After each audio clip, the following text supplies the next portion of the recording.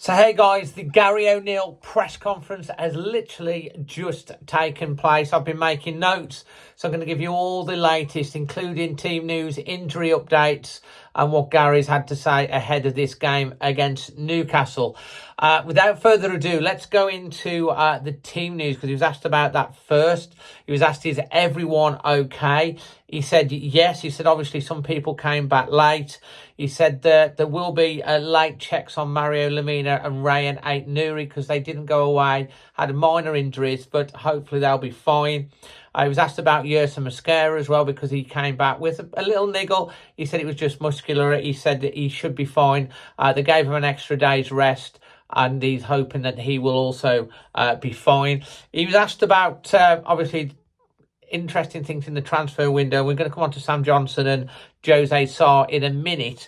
But he was initially asked about Carlos Forbes.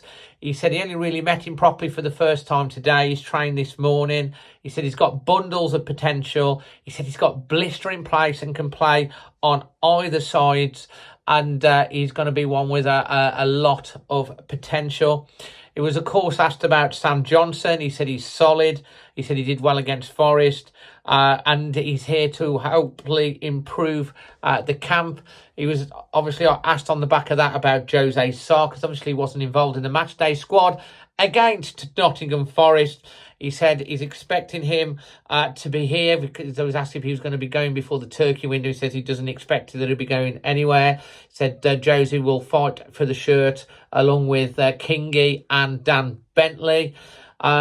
Interestingly, one thing that he got out towards the end of the press conference, because he did ask about Jose Sarr, and he said, look, they're all fighting for the shirt. The training's been really good. But he did say towards the end of the press conference that Jose knows that he could be needed at any time. So reading into that suggests to me that it's going to be Sam Johnson that's going to start between the sticks. He was asked about the transfer window. About it, he reiterated that we've got more depth in the squad. He said last year we were bringing players on to play in different positions, having to play different formations to try and make sure everything fit. This year he's got like for like options, so he can bring people in, make them stronger in terms of the depth. Was asked about the fixtures. He said, look, it's really tough run of fixtures.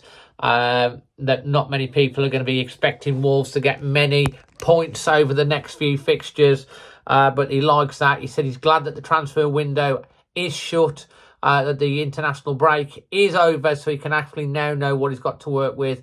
And he said it's one of his most exciting times of the season. He's really looking forward to that.